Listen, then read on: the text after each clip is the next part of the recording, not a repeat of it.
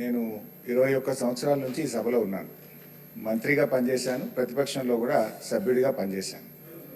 నా 21 సంవత్సరాల్లో క్వశ్చన్ మీరు చదివినప్పుడు మంత్రి గారు సీట్లో లేనటువంటి మొదటి సందర్భం ఈరోజు 21 సంవత్సరాల చరిత్రలో చూశాను.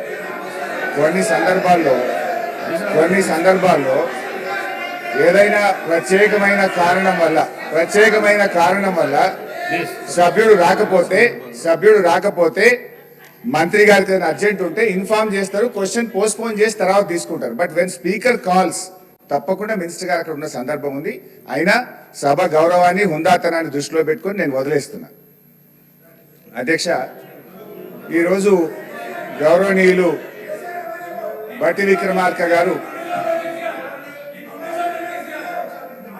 గౌరవనీయులు ఉప ముఖ్యమంత్రి బట్టి విక్రమార్క గారు నేను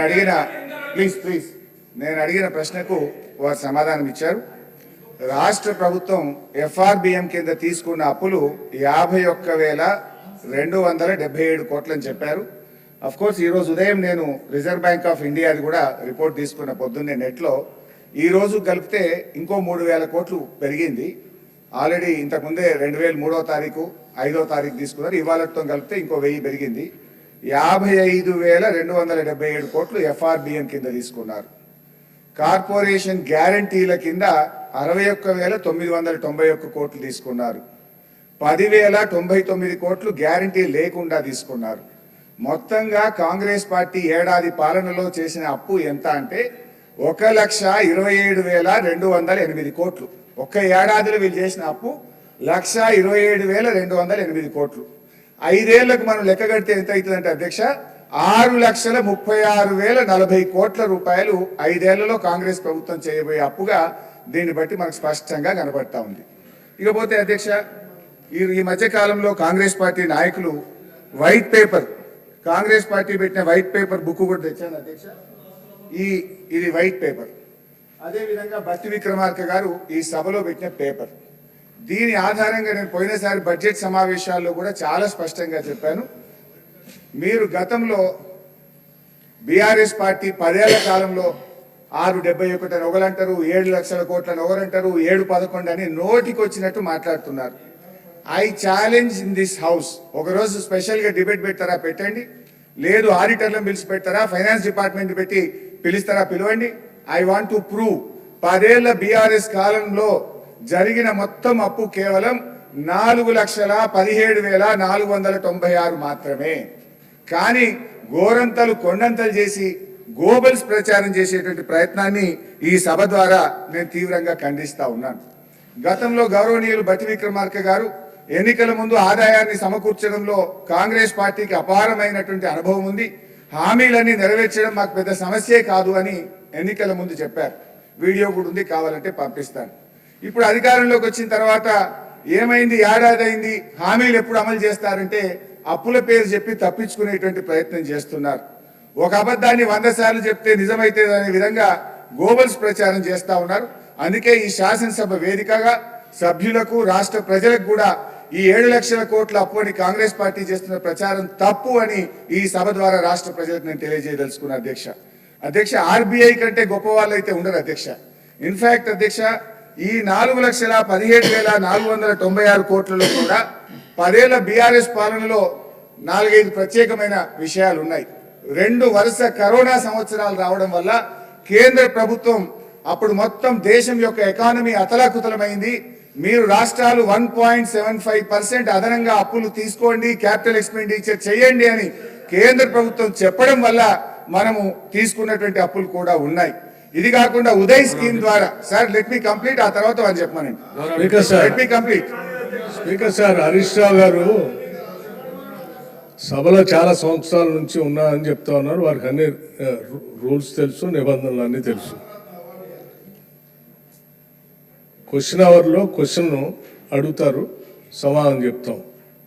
క్వశ్చన్ ఉంటుంది కానీ వారు షార్ట్ డిస్కషన్ లాగా ఉపన్యాసం చెప్పుకుంటూ పోతా ఉన్నారు. మరి వారికి అనుభవం లేకనా, కావాలని సభను తప్పుదోవ పట్టించడం కోసం చేసే ప్రయత్నమా? మీరు అడిగారు, ఈ అప్పుల పైన మీరు తప్పుదోవ పట్టిస్తూ ఉన్నారు, గోబల్స్ ప్రచారం చేస్తున్నారు, ఏదంటే సభలో చర్చ పెట్టండి. ఎస్, మేము రాగానే సభలో చర్చ ఉండాలనే వైట్ పేపర్ పెట్టాము మీరు చేసిన తప్పులు అన్నింటినీ. మళ్ళీ కావాలని అడుగుతుంటే మాకేం అభ్యంతరం లేదండి. మేము అసలు పూర్తిగా ఈ సభకి రాష్ట్ర ప్రజలకి వాస్తవాలన్నీ తెలియాలనేటువంటి ఆలోచనలో స్పష్టంగా ట్రాన్స్పరెంట్గా ఉన్న గవర్నమెంట్ ఇది. ఏది దాచుకోవాలని ప్రయత్నం చేయాలి మీలాగా. సో మీరు వాళ్ళ చర్చ పెడదామన్నా ఫైన్, షార్ట్ డిస్కషన్కి వీఆర్ రెడీ. మీరు ఏదో ఏ ఫామ్లో ఇస్తారో ఇవ్వండి, గౌరవ సభాపతి గారికి ఇవ్వండి, వారి అనుమతితో వారు ఇస్తే టైం ఇస్తే we are ready to debate sir. అంతేగాని ప్రశ్నలంతా వదిలిపెట్టి మొత్తం పాత కథలన్నీ చెప్పుకుంటూ వారి చరిత్ర అంతా చెప్పుకోవడానికి ప్రయత్నం చేస్తే అది వినటానికి మేము ఈ ప్రశ్న క్వశ్చన్ అవర్ ఇట్లా వేస్ట్ చేయొద్దు అధ్యక్ష.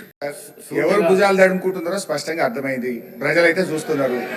అయితే అయితే అయితే గౌరవ డిప్యూటీ స్పీకర్ గారి యొక్క సవాల్ను నేను స్వీకరిస్తా ఉన్నా. ఆల్రెడీ బీఆర్ఎస్ పార్టీ తరఫున మేము ప్రివిలేజ్ మోషన్ ఇచ్చాం. Privilege motion on honourable deputy CM we have given sir. That privilege motion is pending. Sir సభ మళ్ళీ సభను కూడా మళ్ళీ తప్పుదో పట్టిస్తున్నారు అధ్యక్ష. మళ్ళీ తప్పుదో పట్టించిన అంటే లేస్తే సత్యదూరమైన మాటలు మాట్లాడటం తప్ప వాస్తవాలు మాట్లాడితే తల పగిలిపోతారు అని ఏమైనా శాపం ఉందా నా అనుమానం అధ్యక్ష. వీళ్ళకి అస్సలు వాస్తవాలు మాట్లాడరు అధ్యక్ష, అన్ని సత్యదూరాలు. ఏంది ప్రివిలేజ్ మోషన్? మీరు ఆ ప్రివిలేజ్ మోషన్ ఇచ్చేది అధ్యక్ష. వీళ్ళు ప్రివిలేజ్ మోషన్ ఇస్తారా సభా నిబంధనల గురించి, సభా నియమాల గురించి? దేనికి ప్రివిలేజ్ మోషన్ అధ్యక్ష? దేనికి? నేను చూపించాను నేను అధ్యక్ష. రూల్స్ బుక్ వాళ్ళ హయాంలో తయారు చేసిందే. పాత రూల్స్ బుక్ అన్నిటిని కూడా మార్చేసి వాళ్ళకు అనుకూలంగా ఉండేటట్టుగా రూల్స్ బుక్ అంతా తయారు చేసుకొని సభలు పెట్టి ఆ రూల్స్ బుక్లో ఏం చూపించారు అధ్యక్ష? స్పష్టంగా ప్లకార్డ్స్ తీసుకొని రావద్దు, స్లోగన్స్ ఇవ్వద్దు, పొరపాట్లు అటు చేస్తే వాళ్ళ మీద చర్యలు తీసుకోవాలని చెప్పి అన్ని చాలా స్పష్టంగా రూల్స్ బుక్లో పెట్టి నిన్న మీరు చేసింది అధ్యక్ష.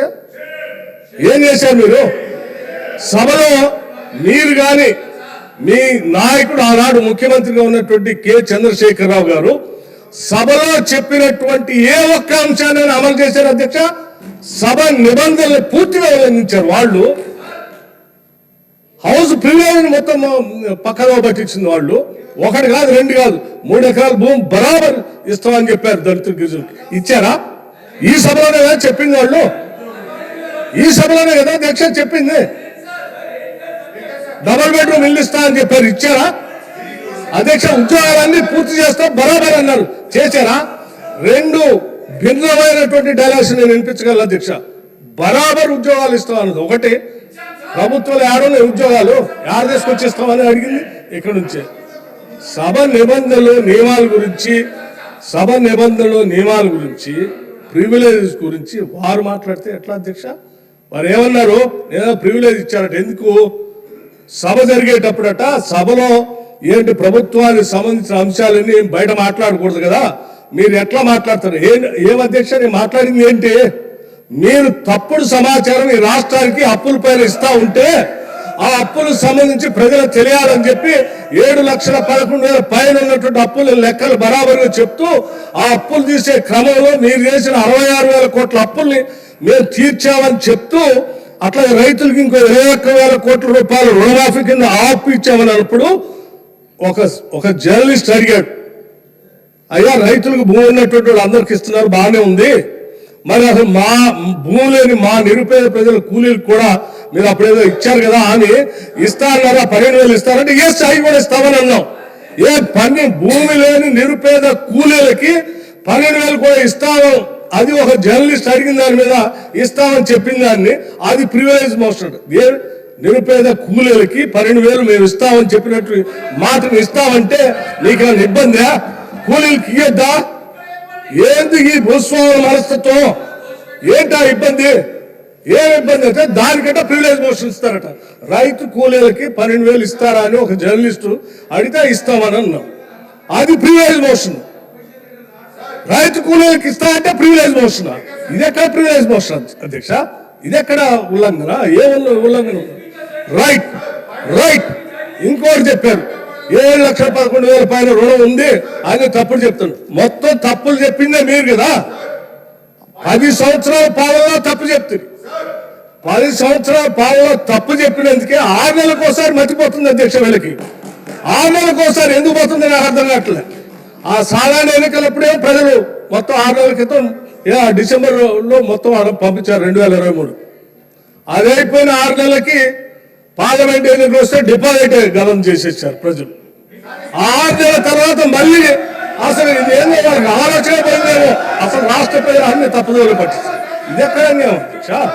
ఇవన్నీ ప్రజలు ఇంత తిరస్కరిస్తా ఉంటే ప్రజల కోసం పనిచేసే మా పైనట ప్రివిలేజ్ మోషన్ అంట. ఎట్లా అధ్యక్ష? మీరు అడిగారు అప్పులు ఎన్ని ఉన్నాయని, చాలా స్పష్టంగా మేమేం దాచుకోలేదు అధ్యక్ష. అప్పులు తీసుకునే ప్రతిదీ ఆర్బీఐ ద్వారా, బ్యాంకు ద్వారా నిక్కచ్చిగా స్పష్టంగా ఉంటుంది అధ్యక్ష. ఆ స్పష్టంగా ఉన్న కాగితాన్ని వాళ్ళ మేము దాలే. వాళ్ళు ప్రతి సందర్భంలో 7 లక్షల పైన అప్పు ఉందనేది ఏది మీరు కార్పొరేషన్ గ్యారంటీస్ వాటిని ఎప్పుడు కలిపి చెప్పలే. కానీ వాళ్ళు మేము చెప్పేమే దాచుకోలేదు కదా. మీలాగా సభను తప్పుగా పట్టించలేదు, మీరు ఎప్పుడు చెప్పలేదు. 7 లక్షల పైబడి ఉన్న మాట దాచిపెట్టారు మీరు. మేము ఇవాళ దాని నువ్వు ప్రశ్న అడిగితే స్పష్టంగా ప్రశ్న సమాధానం చెప్పాము.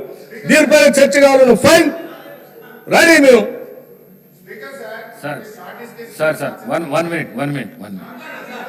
వన్ మినిట్ హరీష్ రావు గారు, మీరు అడిగిన ప్రశ్నకు కరెక్ట్గా మీరు అడిగితే ఈ డైవర్షన్స్ కావు. ఈ డైవర్షన్స్ అయితే 1 అవర్ లోపల నీకు 10 క్వశ్చన్స్ ఏడాగా కంప్లీట్ అవుతాయి. దయచేసి మీరు వేరే దానికి పోకుండా క్వశ్చన్కు సంబంధిత ప్రశ్నలే అడగండి మీరు దయచేసి ప్లీజ్.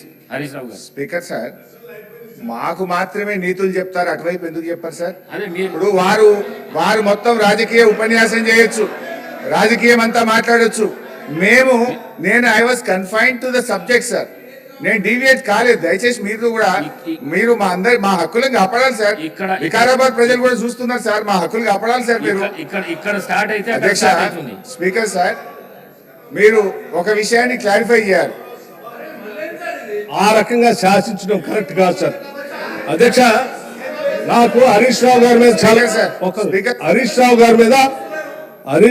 మీద చాలా గౌరవం ఉంది అధ్యక్ష. వారు సీనియర్ సభ్యులు, గతంలో 10 ఏళ్ళు ఉన్నారు, అంతకుముందు కూడా ఉమ్మడి రాష్ట్రంలో ఉన్నారు, ఇప్పుడు కూడా ఉన్నారు అధ్యక్ష. వారు మాట్లాడితే పదే అసలు సభాపతి అన్నా సభా స్థానం అన్నా గౌరవం లేకుండా వాళ్ళు మాట్లాడుతుంటే ఎట్లా అధ్యక్ష? నిన్న అధ్యక్ష నేను చూశాను బిఎస్సి సమావేశం జరిగేటప్పుడు అధ్యక్ష వీళ్ళు చేసింది ఏంది, బిఎస్సి సమావేశం జరిగేటప్పుడు నిన్న కూడా నిరసన చెప్పిపోయారు అధ్యక్ష. నేను అందుకే చెప్తాను, బిఎస్సి సమావేశం జరుగుతూ ఉంది. 10 ఏళ్ళు బిఎస్సిలో ఏం చేసావు అధ్యక్ష? మీకు సభకి రాష్ట్ర ప్రజలకు కూడా తెలియాలి ఏం చేసావు అధ్యక్ష. బిజినెస్ సభలో ఏం బిజినెస్ జరగాలనేది అధ్యక్ష సభలో ఏం బిజినెస్ జరగాలో, ఎన్ని రోజులు జరగాలనేది పైన సభాపతి స్థానంలో ఉన్నటువంటి పోచారం శ్రీనివాస్ రెడ్డి గారు అక్కడ కూర్చునేవాళ్ళు, అవతల నుంచి మీరు వచ్చేవాళ్ళు, యువతల నుంచి సిఎల్పి నాయకుడిగా, ప్రతిపక్ష నాయకుడిగా నేను కూడా ఆ బిఎస్సి మీటింగ్లో ఉన్నాను. ప్రతి సందర్భంలో ప్రభుత్వ పరంగా ముందుగా ప్రతిపక్షాలు అడిగి మీరేం చెప్పాలనుకుంటారు, ఎన్ని రోజులు కావాలి మేము చెప్పేవాళ్ళు. చెప్పి ఈ అంశాలన్నీ తీసుకోవాలి, ఇన్ని రోజులు కావాలంటే సరే. అప్పుడు గౌరవ ముఖ్యమంత్రి గారు చంద్రశేఖరరావు గారు గారు లేకపోతే వారి తరఫున హరీష్ రావు గారు కానీ వచ్చి వాళ్ళు ఏం చెప్పేవాడు అధ్యక్ష, రైట్ చాలా సంతోషం, మీరు ప్రతిపక్ష పార్టీగా మీరు ఏ అంశాలు తీసుకోవాలనుకుంటున్నారో ఆ అంశాలన్నింటినీ గౌరవ సభాపతి గారికి ఇవ్వండి, ఎన్ని రోజులు నడపాలనుకుంటున్నారో అన్ని రోజులు కూడా రాసివ్వండి, మేము కూడా ఆ అంశాలన్నీ రాసిస్తాం. మిగతా ప్రతిపక్షాలకు సంబంధించిన అందరూ వారికి ఇచ్చిన తర్వాత వారు పరిశీలన చేసి ఏ అంశాలు తీసుకోవాలి, ఎన్ని రోజులు నడపాలని నిర్ణయం చేస్తారో సభాపతి గారికి ఉపచెప్దామని లేచి వచ్చేవాడు. లేదు నేను ఎక్కడ చెప్పాలంటే లేదు అట్లా కరెక్ట్ కాదు, సభాపతి గారు రాసిచ్చాము, వారే నిర్ణయం చేస్తారు, మనం అంతా సభ వారు చెప్పినట్టు నడవాలి ఫైన్ అని చెప్పి 10 ఏళ్ళు అదే నడిపాం అధ్యక్ష. కానీ నిన్న మాత్రం ప్రసాద్ కుమార్ గారు సభాపతి స్థానంలో ఉంది, మేము కూడా అదే ప్రొసీజర్ని ఫాలో అవుతాం, మీరు రాసి ఇవ్వండి మేము రాసిస్తామని అంటే లేదు ఇప్పుడు ప్రసాద్ కుమార్ గారు సభాపతి గారు నిర్ణయం చేయడానికి లేదు, మీరు ఇప్పుడే చెప్పాలను. అధ్యక్ష, సభాపతి స్థానం అప్పుడు అదే ఇప్పుడు అది. అప్పుడు పోచారం శ్రీనివాస్ రెడ్డి గారు ఉన్నారు, ఇప్పుడు ప్రసాద్ కుమార్ గారు ఉన్నారు. సభాపతి స్థానం ఏం మారలేదు అధ్యక్ష, మనుషులు మాత్రమే మారారు. పోచారం శ్రీనివాసరెడ్డి గారు ఉన్నప్పుడు ఏ నిబంధనలు అయితే పాటిస్తున్నామో ప్రసాద్ కుమార్ గారు ఉన్నప్పుడు కూడా అదే నిబంధనలు పాటించాలి కదా. ఎందుకు మీరు దాన్ని వదిలేసి లేచి బిఎస్సిలో సభాపతిని మొత్తం అందరిని అవమానించేటట్టు కాగితాలు పడేసి బయటకు వెళ్తారు అధ్యక్ష? ఇదే నా సభాపతి స్థానానికి మీరు ఇచ్చే గౌరవం? ఏం ప్రసాద్ కుమార్ గారు స్పీకర్ కాదా? మనం 10 ఏళ్ళు పాటించింది మనం ఎందుకు పాటించట్లేదు? మాట్లాడితే లేచి సభాపతి మీద అటాక్ చేయడం కోసం ప్రయత్నం చేస్తారు. ఇది కరెక్ట్ కాదు అధ్యక్ష.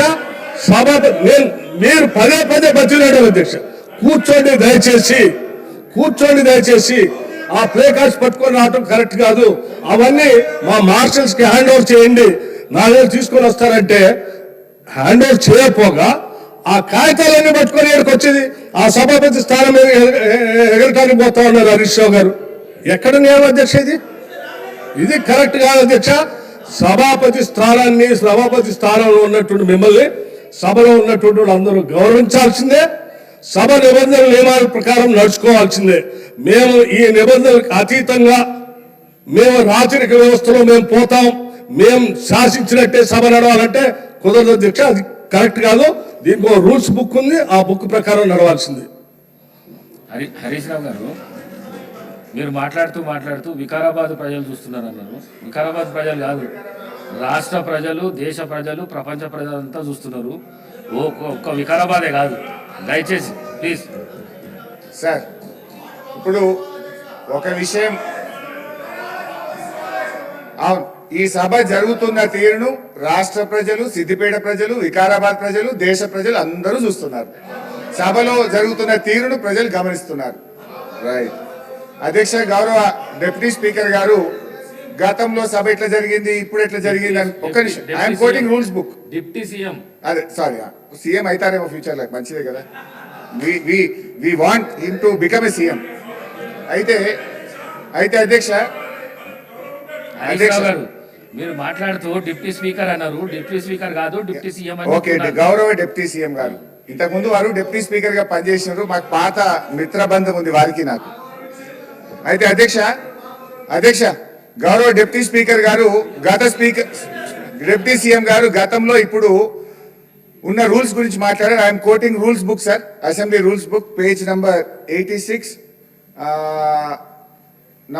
Paragraph number 232(2), public accounts committee గురించి. The committee shall have the power to indicate in the proposed time table the different hours at which the various stages of bills and other business shall be completed. అంటే BAC కమిటీకి power ఉంది. Shall, అక్కడ ఏమన్నది, shell have the power అని స్పష్టంగా చెప్పారు. బిఏసిలో ఏ బిల్లులు పెట్టాలి, ఎప్పుడు పెట్టాలని చర్చించిన తర్వాతనే పెట్టాలని రూల్స్ బుక్ చెప్తుంది. నిన్న నేను రూమ్ లో కూడా మీ ముందు చెప్పింది కూడా నేను, సార్ బిల్లులు మాకు బిఏసిలో చర్చించకుండానే 2 బిల్లులు సభలో ప్రవేశపెట్టారు, ఇది తప్పు అని నేను రూల్స్ బుక్ ఆధారంగా మాట్లాడినా. నేను రూల్ మాట్లాడినా కానీ బట్టి గారేమో లేని ఆవేశం తెచ్చుకొని కాంగ్రెస్ పార్టీ చేసిన అప్పులు బయటపడుతున్నాయని చెప్పి సభను తప్పుదో పట్టించడానికి వారు ఉపన్యాసం చేశారు. నేను ఉపన్యాసంలోకి పోను, నేను అప్పుల గురించే మాట్లాడతాను. గౌరవ బట్టి విక్రమార్క గారు చెప్పిన లెక్క ప్రకారంగా 1,27,208 కోట్ల రూపాయలు ఏడాది కాలంలో కాంగ్రెస్ ప్రభుత్వం అప్పు చేసింది. 1,27,000 అంటే 5 ఏళ్లలో లెక్క పెడితే ఇది 6,36,000 కోట్లు అవుతుంది. 10 ఏళ్ల బీఆర్ఎస్ పాలనలో 4,17,000 అయితే మీరు 5 ఏళ్లలోనే ఈ రోజు 6,36,000 చేయబోతున్నారు. తర్వాత ఇంకొక విషయం నేను మీకు ద్వారా క్లారిఫై చేయాలనుకుంటున్నా. గౌరవనీయులు బట్టి విక్రమార్క గారు, మేము ప్రివిలేజ్ మోషన్ దేని మీద ఇచ్చామో మీరు క్లారిఫై చేయాలి. దాదాపు 20 మంది కాంగ్రెస్ బీఆర్ఎస్ ఎమ్మెల్యేలు అందరం మీ దగ్గరికి వచ్చి మేము ఇచ్చిన ప్రివిలేజ్ మోషన్ దేని మీద అధ్యక్ష మీరే చెప్పాలి. వారేదో నేను మధురైలో మాట్లాడిన దాని మీద ప్రివిలేజ్ మోషన్ ఇచ్చినామని సభను తప్పుదో పట్టించే ప్రయత్నం చేసినారు.